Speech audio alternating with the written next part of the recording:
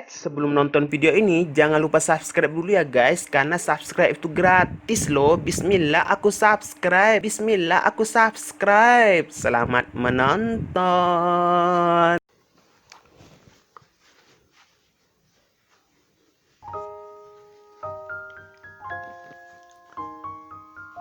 Assalamualaikum warahmatullahi wabarakatuh.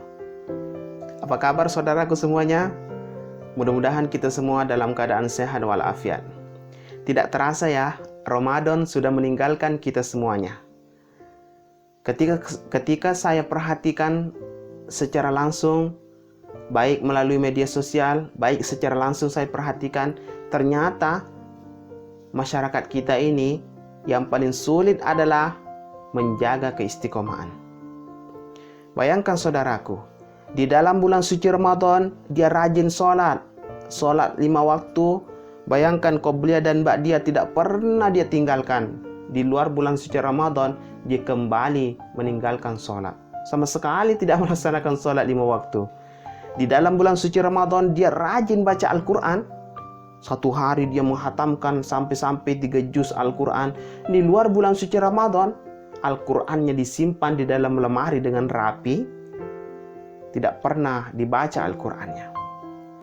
Di dalam bulan suci Ramadan, dia menjaga lisannya agar tidak berdusta dan tidak bergibah, menceritakan kejelekannya orang. Di luar bulan suci Ramadan, malah menceritakan kejelekannya orang. Di dalam bulan suci Ramadan, dia memutuskan dirinya agar aku tidak pacaran. Katanya pacaran itu berdosa, Pak Ustaz. Akhirnya semua nomor cowoknya di-delete, dihapus, unfriend. Di luar bulan suci Ramadan, malah kembali pacaran. Astagfirullahaladzim. Ternyata saudaraku, bisa kita ambil kesimpulannya, yang paling sulit di dalam diri kita adalah menjaga keistiqomahan. Saudaraku yang berbahagia, berbicara masalah istiqomah dalam beribadah, saya teringat suatu kisah. Di zamannya baginda Rasulullah SAW, hiduplah seorang yang bernama Sa'labah ibnu Hatib al-Ansari. Sa'labah ini adalah orang yang miskin sekali saudaraku.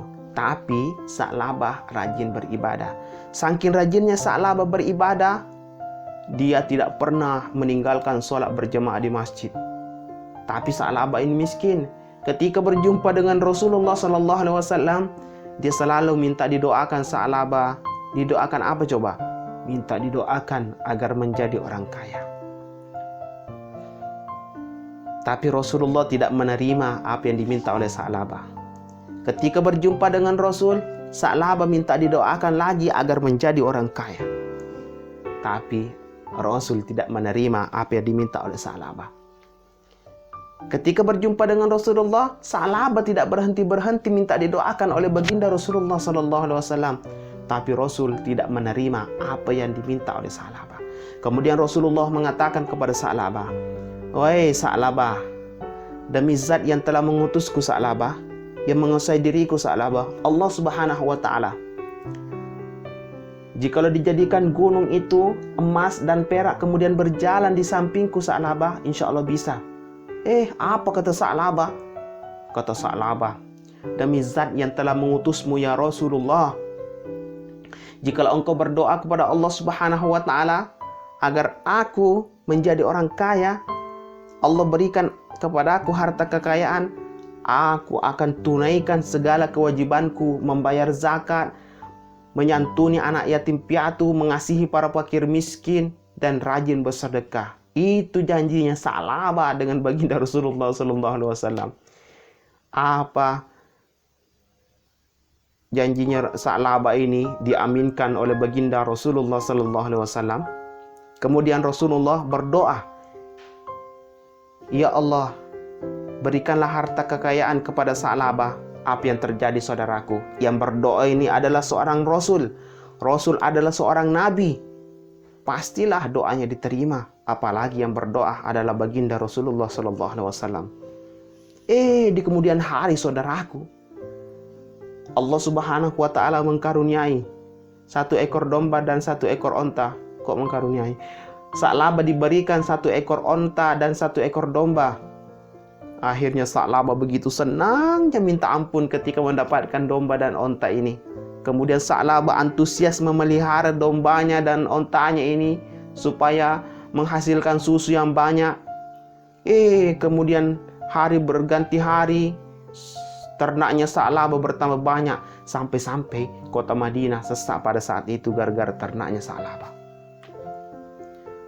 Dipindahkanlah di tempat yang kosong agar ternaknya Sa'labah ini bertambah banyak, tidak mengganggu kota Madinah pada saat itu.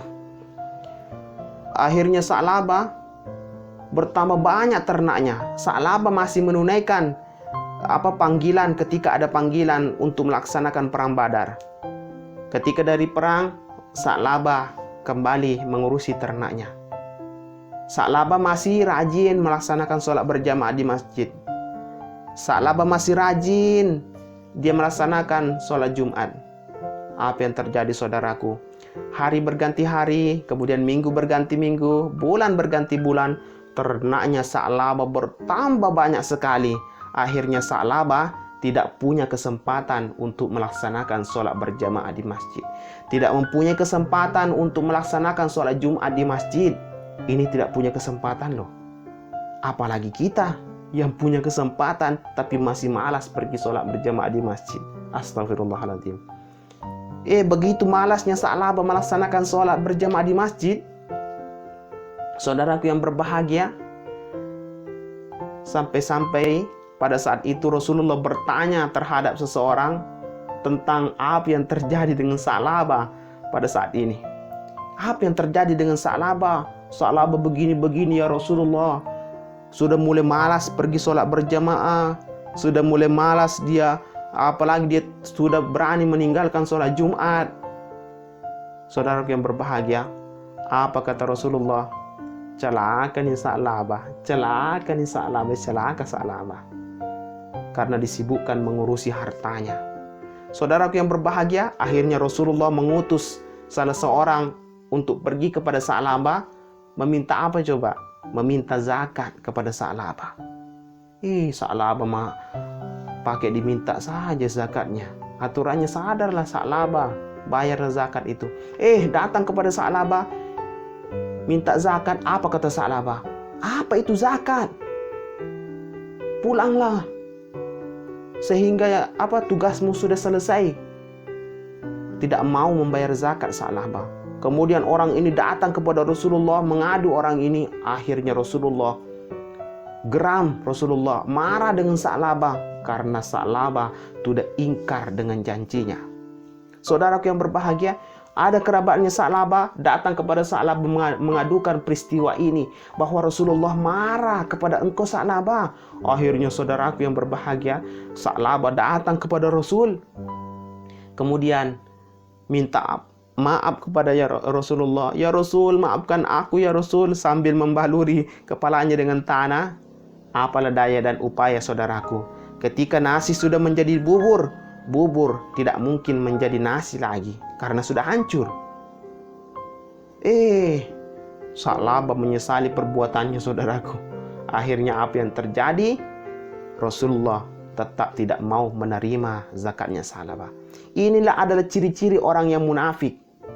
Karena kenapa? Mereka jelas-jelas sudah berjanji di depan Rasulullah SAW akan berbuat baik ketika menjadi orang kaya.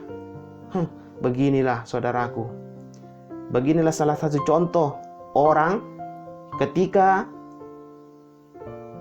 dia sudah berjanji, kemudian ingkar terhadap janjinya, maka orang seperti ini sampai hari kiamat, sampai dia meninggal dunia, ditanamkan di dalam hatinya sifat munafik oleh Allah Subhanahu wa taala. Maka dari itu saudaraku, ini jadikan pelajaran berharga bagi kita semuanya. Sebenarnya Allah Subhanahu wa taala itu maha adil. Allah Subhanahu wa taala maha kaya.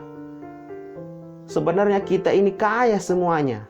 Kenapa sekarang buktinya ada orang kaya, ada orang miskin?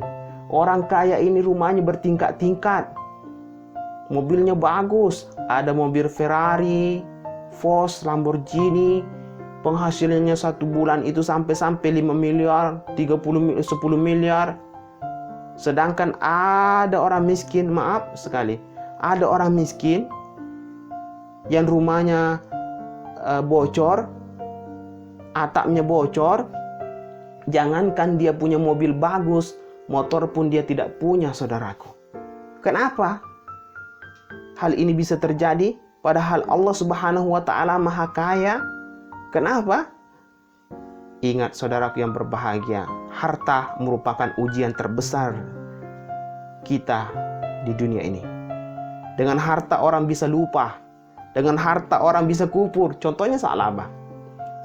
Begitulah saudaraku, ketika Allah Subhanahu wa Ta'ala memberikan kita harta, bagi yang kurang mampu tadi, orang yang miskin tadi, dikhawatirkan akan lupa dengan Allah Subhanahu wa Ta'ala. Contohnya Sa'labah. Maka dari itu saudaraku, ini menjadikan pelajaran berharga bagi kita semuanya.